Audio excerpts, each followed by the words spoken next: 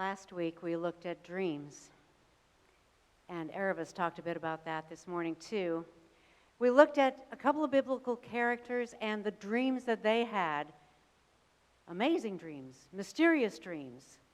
We also noted that they considered dreams as a very normal way to get information and guidance. A bit astounding for us. Did it make you think about your dreams just a little bit more this week? Or maybe you said, no way, that doesn't work. Raised your defenses and you said, no, I'm dealing with too much in my life. I don't have any time to deal with dreams. If they would just leave me alone. Yeah, I hear you on that too. In fact, I actually wanted to continue talking about dreams and visions today and take it a little bit more about dreaming about the future and those kinds of things. But then I experienced life this week, and I decided to go in a different direction. In one-on-one conversations, phone calls, texts, emails, sitting with some of you this week, I heard your stories. I heard your pain. I heard about illnesses that were unimaginable. So many of them, such diverse types of illnesses, about loss. I heard about feeling minimized and invisible. I heard about anxiety, about depression. Yes, I heard you. Unless we feel seen and heard, taken seriously, and until we experience a sense of being affirmed for who we are right now at this place in this time, it's tough to have perspective on a lot of things. If these are your experiences, you're not selfish. You haven't done anything wrong. Doesn't mean that you should buck up and be strong. Doesn't convey any incompetence or any other kind of flaw about you. You are human, and I am human. And together we are a community of humans who think and feel and experience and influence, have needs, are creative and sensitive, and we are broken. Every one of us is broken. And because of this intricate mosaic within each of us, we can admit to ourselves and to each other where we struggle and where we experience great joy. Struggles and joy, they can coexist. They do coexist. Turbulence and confidence coexist. How can we get to the point where we accept that this is simply human experience? How do we begin to make space for the entirety of the human experience? How do we come to accept our shortcomings along with all the successes that we've had with some level and the same level of comfort? We are not coached well by our culture. We are told to be productive, to be positive, to win, to grieve quickly, to get up and get over it, to be stoic, and to move on. Not one of these things brings health to soul, body, or community. The answer is not simple, but we'll look at one component of it this morning. Whether we've grown up in a faith space or religious community of any kind or not, we likely have some mental picture of who God is. God could be a close companion, or someone who's waiting for us to mess up, or disengaged altogether. What about the verses that Kathy read for us? If you've heard Psalm 139 before, you will surely have reacted to it one way or another. Some who have been in religious backgrounds may have heard these verses as a kind of a threat. Watch out! God's everywhere and God's always watching you. Well, if that's been your experience, then I lament with you, because that has been part of my past experience. It takes time and considerable effort to shift that thinking and feeling to begin to understand these statements, like in Psalm 139, as comfort. To hear these verses as solid promises of God's reassuring, unwavering presence in dark times. What clues do we see that would help us in our relationship with God? All of these words used to describe God's actions are directed towards us, humans, God's children. Keep that in mind as I repeat a couple of these verses from this psalm. God examines, knows, studies. God is thoroughly familiar with every aspect of life. God hears, God surrounds, is present. God guides and holds tight. God sees in the dark. Wow, that's a profound list. Can't you see where that could be taken as a threat to people? To hold up a deity who scrutinizes in order to punish, or who accompanies in order to find fault? But let's look at that a little more closely. For example, to know with thorough familiarity, to examine. A teacher gives exams, right? Tests of competence, knowledge. A prosecutor also examines in an attempt to find evidence. Both are intimidating in their own way, especially when we apply that kind of an understanding to how God responds to us, God the examiner. But what if we understood the word examine in terms of a doctor examining a patient in order to determine the best treatment of life-giving outcomes? Doesn't that change everything? Think about the word know. Again, it can be taken as knowing for the purpose of gathering data, or it can describe knowing in order to really understand, to comprehend the whole picture, to take all the complexity and nuances of life of a person into consideration. This type of extensive understanding makes it easier to swallow that someone, even God, would have thorough familiarity with what it means to be human. This kind of God poses no danger. We cannot hold God up as a divine private investigator looking for perpetrators anymore. Quite on the contrary, here's the divine considering you and me worth the time to find the best route forward, to be thoroughly familiar with the ins and outs of everyday existence in order to give relief. Two further words that are used are surround and presence. You surround me front and back. Where can I go to get away from your spirit? Where can I go to escape your presence? Here again, it's overwhelming depending on how you understand God. It could feel stifling, like you surround me front and back. Where can I go from your presence? How can I get away from this? Sounds almost like middle school. Wait, what are you doing? Why are you following me? Come on now, get away from me. Don't bug me anymore. Well, that's definitely an image of God that has been communicated in some places and at some times. And these are times when I feel it's really important to know our view of Scripture. How do we read Scripture?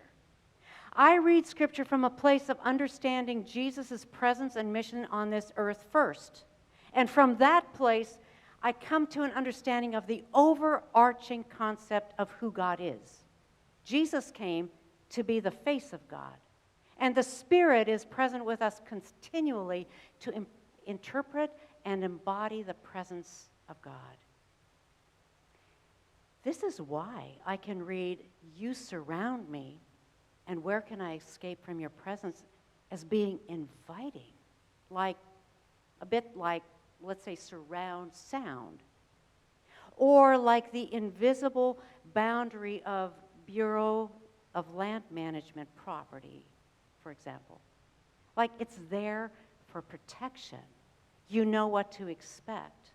For the purpose of safety, with ample space given for movement in any direction. It's for the purpose of providing the best possible outcome. People can let their guard down. Breathe in deeply and then exhale slowly. They know they are held beyond the shadow of a doubt. And that leads us to some further words: guiding and holding. And here we collide with how we've trained to be fiercely independent. We can come up with our own plan. We are steady in our own right. We need no one to help us create a flight plan, and we definitely don't need holding. Holding is for infants and for people who are incapable and unstable. But wait, if we're honest, don't we all have times when we search for direction and need guidance? When we're anxious about how to proceed or how things will move on into the future? Don't we sometimes feel incapable, stretched to the limit, ready to explode? I mean, if we're really honest. There are times in which we can step back for a moment, take a deep breath or two, and remember we have access to this guidance. There is someone who can and does offer to hold us together.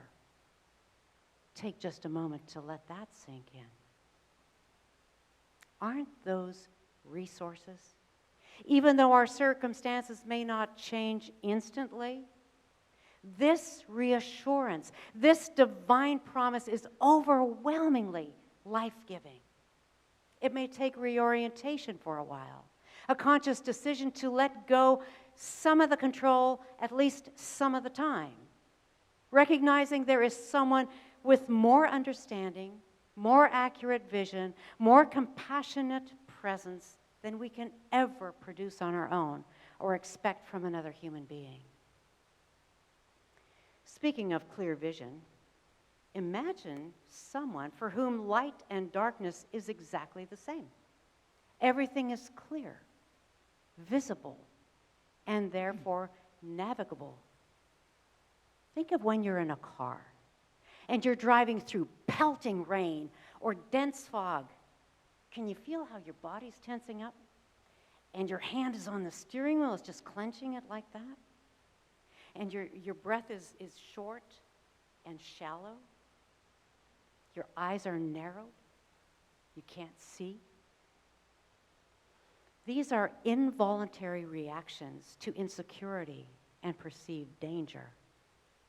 In the same way, when your heart rate increases and there's a knot in your stomach and you feel every muscle of your neck tense up, those are involuntary reactions too, to things we can't control. Times when we feel like we're left in the dark, out of hope, not able to see, invisible. If we are in complete darkness, even for a short time, we become disoriented immediately. We instinctively reach for something that feels familiar. We need to steady ourselves because we think we're going to lose our balance. This is also true in the darkness of anxiety or depression. And at times, that leaves us totally exhausted and disoriented. And again, the words that Kathy read from this psalm come as a reminder of God's promised and unshakable presence. And not only presence, but the resources and tools that are available to give us calm in the darkness. The ability to walk and wait for direction. The assurance that darkness does not last forever. Just as our physical night turns to dawn, and then morning, and then noonday light. Does it make sense that being examined with the intent of providing the best way forward, to be thoroughly known so as to be understood completely, to be surrounded and guided and held so that we are not left to navigate the darkness alone, is a very strong and reliable foundation, a comforting space in which to thrive, and maybe even to dream?